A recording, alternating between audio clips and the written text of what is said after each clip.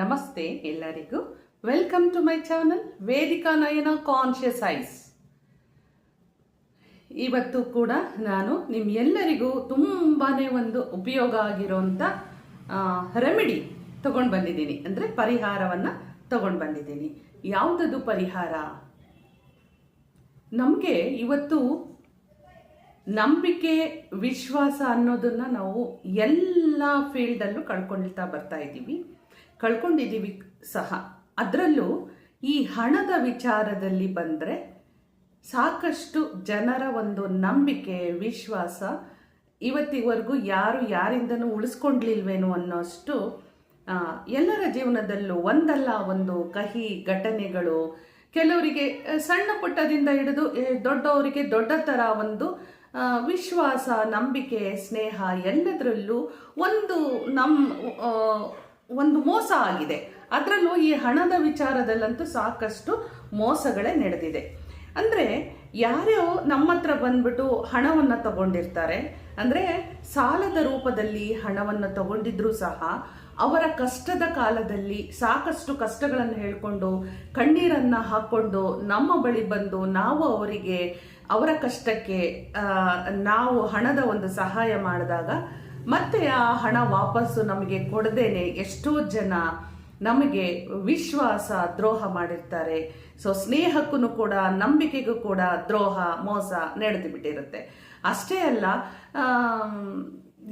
ಯಾರಿಗಾದರೂ ನಾವು ಒಂದು ಶ್ಯೂರಿಟಿನ ಮಾಡಿರ್ತೀವಿ ಅಂತ ಹೇಳಿದ್ರೆ ಅಲ್ಲೂ ಕೂಡ ನಮಗೆ ವಿಶ್ವಾಸ ಮೋಸ ಆಗೋಗ್ಬಿಟ್ಟಿರುತ್ತೆ. ಸೊ ಯಾರೆಲ್ಲ ಈಗ ಮನೆಯಲ್ಲಿ ಇರಬಹುದು, ಹೆಣ್ಮಕ್ಳು ಮನೆಯಲ್ಲಿ ಹೀಗೇನು ಹೌಸ್ ಮೇಕರ್ಸ್ ಅಂತ ನಾವೇನು ಕರಿತೀವಿ, ಅಥವಾ ಗೃಹಿಣಿಯರು ಅಂತ ಏನು ಕರಿತೀವಿ. ಸೊ ಇವರು ಸಹ ಯಾರಾದರೂ ಅಕ್ಕಪಕ್ಕ ಮನೆಯವರು ಸಹ ಯಾರೋ ಬಂದ್ಬಿಟ್ಟು ಸಣ್ಣ ಪಟ್ಟ ವಿಚಾರದಲ್ಲಿ ಕಷ್ಟಗಳನ್ನು ಹೇಳಿಕೊಂಡು ನಮಗೆ ಸ್ವಲ್ಪ ಹಣದ ಸಹಾಯವನ್ನು ಮಾಡಿ, ನಾನು ಮುಂದಿನ ತಿಂಗಳು ಕೊಟ್ಬಿಡ್ತೀನಿ, 3 ತಿಂಗಳಲ್ಲಿ ಕೊಡ್ತೀನಿ, 6 ತಿಂಗಳಲ್ಲಿ ಕೊಡ್ತೀನಿ ಅಂತ ಹೇಳಿ ಹಣವನ್ನು ನಿಮ್ಮಿಂದ ತಗೊಂಡು ಹೋಗಿ ಅವರು ನಿಮಗೆ ಕೊಡದೇನೆ ಇರಬಹುದು. ಸೊ ನಿಮ್ಗೇನಾಗುತ್ತೆ, ಅವಾಗ ಮನಸ್ಸಿಗೆ ಒಂದು ಕಿರಿಕಿರಿ ಉಂಟಾಗುತ್ತೆ, ಜೊತೆಯಲ್ಲಿ ವಿಶ್ವಾಸ, ಸ್ನೇಹನೂ ಕೂಡ ಹಾಳಾಗುತ್ತೆ. ಸೊ ಈ ಒಂದು ಎಲ್ಲ ಥರದ ಪರಿಹಾರಕ್ಕೆ, ಅಂದರೆ ಯಾರಿಗೆ ನಮ್ಮಿಂದ ಹಣವನ್ನು ನಾವು ಸಹಾಯವನ್ನು ಮಾಡಿ ಮತ್ತೆ ನಾವು ಅವರಿಂದ ಬೈಗುಳ, ಕೆಟ್ಟ ಹೆಸರನ್ನು ನಾವು ತಗೊಳ್ಬೇಕಾಗತ್ತೆ. ಅಷ್ಟೇ ಅಲ್ಲ, ಮನಸ್ಸಿಗೆ ನಮಗೆ ನೋವು ಕೂಡ ಆಗುತ್ತೆ.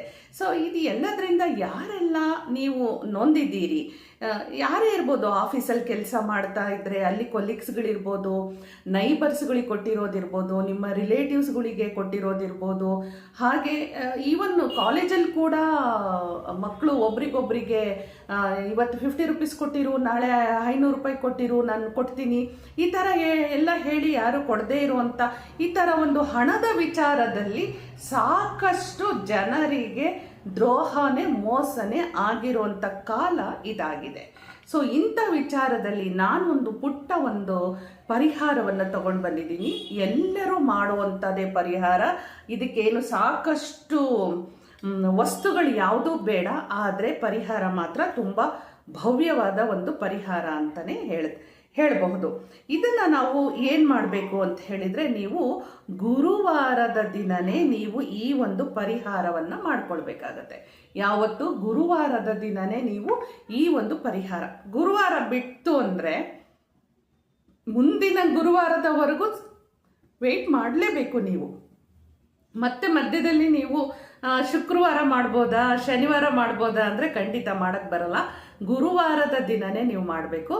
ಏನು ಮಾಡಬೇಕು? ನಿಮಗೆ ಬೇಕಾಗಿರೋದು 2 ವಸ್ತುಗಳಷ್ಟೇ. ಇದರಲ್ಲಿ ಒಂದು ಪ್ಲಾಸ್ಟಿಕ್ ಡಬ್ಬಿಯನ್ನು ನೀವು ತಗೊಳ್ಬೇಕು. ಪ್ಲಾಸ್ಟಿಕ್ ಡಬ್ಬಿ, ಅದು ಟ್ರಾನ್ಸ್ಪರೆಂಟ್ ಆಗಿರಬಾರ್ದು, ಅಂದರೆ ಒಳಗಡೆ ನಾವು ಏನು ಹಾಕ್ತೀವಿ ಅಂತ ಹೇಳಿ ಹೊರಗಡೆಯಿಂದ ನೋಡಿದ್ರೆ ಅದು ಗೊತ್ತಾಗಬಾರ್ದು. ಸೊ ಹಾಗಾಗಿ ಪ್ಲಾಸ್ಟಿಕ್ ಡಬ್ಬಿಯನ್ನು ತಗೊಳ್ಳಿ, ಒಂದು ಸಣ್ಣ ಡಬ್ಬಿ ಪ್ಲಾಸ್ಟಿಕ್ ಡಬ್ಬಿಯನ್ನು ತಗೊಂಡು ಬೆಲ್ಲದ ಪಾಕವನ್ನು ನೀವು ಅದರಲ್ಲಿ ಹಾಕಬೇಕು. ಬೆಲ್ಲದ ಪಾಕ ಅಂದ ತಕ್ಷಣ ಅದು ಗಟ್ಟಿಯಾಗಿರ್ಬೇಕಾ, ತೆಳುವಾಗಿರ್ಬೇಕಾ, ಹೇಗಿರಬೇಕು ಅನ್ನೋಂಥ ನಿಮಗೆ ಅನಿಸುತ್ತೆ ಅಲ್ವಾ? ಸೊ ಹಾಗಾಗಿ ನಿಮಗೆ ತುಂಬ ನೀರಾಗಿರದೆ, ತುಂಬ ಗಟ್ಟಿನೂ ಆಗದೆ ಇರೋವಂಥ ಒಂದು ನಾರ್ಮಲ್ ಆಗಿರುವಂಥ ಒಂದು ಬೆಲ್ಲದ ಪಾಕವನ್ನು ನೀವು ತಗೊಳ್ಳಿ.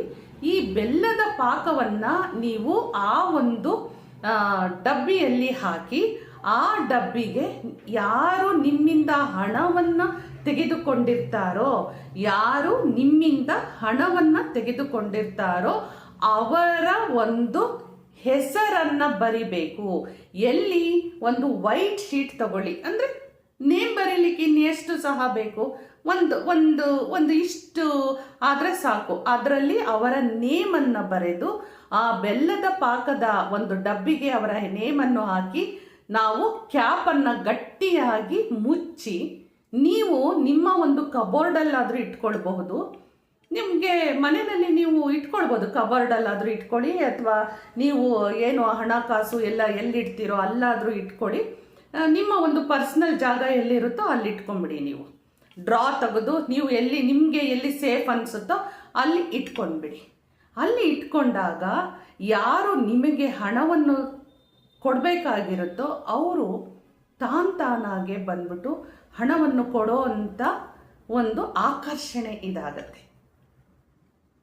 ಸಮಯ ತಗೊಳ್ಳಿ. ನೀವು ಗೊತ್ತಿಲ್ಲ ಯಾರ್ಯಾರಿಗೆ ಎಷ್ಟೆಷ್ಟು ಬೇಗ ಅದೃಷ್ಟದ ಬಾಗಿಲು ಓಪನ್ ಆಗುತ್ತೆ ಹೇಳಕ್ಕಾಗಲ್ಲ. ಒಬ್ರಿಗೆ ಬೇಗ ಆದರೆ ಇನ್ನೊಬ್ರಿಗೆ ಸ್ವಲ್ಪ ತಡ ಆಗ್ಬೋದು. ಸೊ ಹಾಗಿರುವಾಗ ಇದನ್ನ ನೀವು ಸ್ವಲ್ಪ ಮಟ್ಟಿಗೆ ಕಾಯಿರಿ, ಆದರೆ ಪರಿಹಾರ ಮಾತ್ರ ಪಕ್ಕ ಆಗತ್ತೆ. ಸೊ ಇದನ್ನ ನೀವು ಮಾಡಿ. ನಂತರ ಏನು ಮಾಡಬೇಕು? ಇವತ್ತು ಬಂದು ಅವ್ರು ನಮಗೆ ಹಣವನ್ನು ಕೊಟ್ಟಿದ್ದಾರೆ ಅಂದ ತಕ್ಷಣ ಆ ಡಬ್ಬಿಯನ್ನು ತೆಗೆದುಕೊಂಡು ಹರಿಯುವ ನೀರಿಗೆ ಅದನ್ನು ಬಿಟ್ಬಿಡಬೇಕು. ಹರಿಯುವಂಥ ನೀರಿಗೆ ಅದನ್ನು ಕಳಿಸಿ. ಮತ್ತೆ ನೀವು ಕೇಳ್ಬೋದು, ಹರಿಯೋ ನೀರು ಅಂದರೆ ಖಂಡಿತ ನೀವೇ ಹುಡುಕೊಳ್ಬೇಕು. ಕೆರೆನೋ ನದಿನೋ ಎಲ್ಲಿ ಹಳ್ಳ ಕೊಳ್ಳ ಎಲ್ಲಿ ನಿಮಗೆ ಕಾಣಿಸುತ್ತೋ ಅಲ್ಲಿ ಹೋಗಿ ಅದನ್ನು ಬಿಡಬೇಕಾಗತ್ತೆ. ಓಕೆ.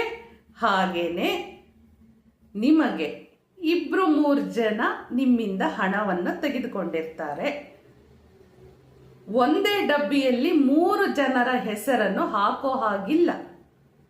ಒಂದು ಡಬ್ಬಿ ಒಬ್ಬ ವ್ಯಕ್ತಿ ಹೆಸರು. 3 ಜನಕ್ಕೆ ಕೊಟ್ಟಿದ್ದೀರಾ, 3 ಡಬ್ಬಿಯನ್ನು ಇಡಬೇಕಾಗತ್ತೆ, 3 ಜನರ ಹೆಸರನ್ನ ಹಾಕಬೇಕಾಗತ್ತೆ. ಹಾಗಾಗಿ ಇದನ್ನ ಕರೆಕ್ಟಾಗಿ ತಿಳ್ಕೊಂಡು ಮಾಡಿ. ಪರಿಹಾರ ಮಾತ್ರ ಖಂಡಿತ ಇದು ತುಂಬ ಹಳೆ ಕಾಲದಿಂದ ಬಂದಂಥ ಒಂದು ತಂತ್ರಗಳು, ಒಂದು ಪರಿಹಾರಗಳು. ಇದನ್ನು ನೀವು ಮಾಡ್ಕೊಳ್ಳಿ, ನಿಮಗೆ ಉತ್ತರ ಖಂಡಿತ ಸಿಗತ್ತೆ. ಮತ್ತೊಂದು ಕಿವಿ ಮಾತನ್ನು ಹೇಳ್ತೀನಿ, ದಯವಿಟ್ಟು ಕೇಳಿಸ್ಕೊಳ್ಳಿ. ಈ ಒಂದು ರೆಮಿಡಿಯನ್ನು ಮಾಡುವಾಗ ದಯವಿಟ್ಟು ಯಾರೊಟ್ಟಿಗೂ ಶೇರ್ ಮಾಡ್ಕೊಳ್ಬೇಡಿ, ಯಾರಿಗೂ ಇದರ ಬಗ್ಗೆ ಹೇಳಕ್ಕೆ ಹೋಗಬೇಡಿ. ನಿಮ್ಮ ಒಂದು ಉತ್ತರ ನಿಮ್ಮ ಕೈಗೆ ಸಿಕ್ಕ ತಕ್ಷಣನೇ ಬೇಕಂದ್ರೆ ನೀವು ಹೇಳಬಹುದೇ ವಿನಃ ಇವತ್ತು ನಾನು ಇದನ್ನು ಮಾಡಿಡ್ತಾ ಇದ್ದೀನಿ, ವಿಡಿಯೋ ನೋಡಿದ್ದೀನಿ, ನೋಡೋಣ ಬರತ್ತಾ, ಇದನ್ನು ಒಂದು ಮಾಡಿಬಿಡೋಣ, ಈ ಥರ ಎಲ್ಲ ನೆಗೆಟಿವ್ ಮೈಂಡ್ ಸೆಟ್ಟನ್ನು ಇಟ್ಕೊಂಡು ಮಾಡೋಕ್ಕೋದ್ರೆ ಯಾವ ಕೆಲಸನೂ ಆಗೋಲ್ಲ. ಸೊ ಯಾವಾಗಲೂ ನಮ್ಮ ಮೈಂಡ್ ಸೆಟ್ ಪಾಸಿಟಿವ್ ಆಗಿರಬೇಕು. ಇದು ಒಂದು ತಂತ್ರ, ಒಂದು ಪರಿಹಾರ ಹೇಳಿದ್ದಾರೆ.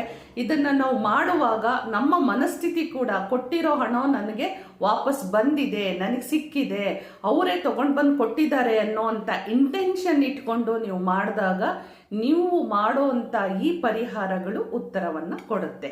ಸೊ ಮಾಡೋ ಅಂಥ ಸಂದರ್ಭದಲ್ಲಿ ಯಾರಿಗೂ ಹೇಳಬೇಡಿ.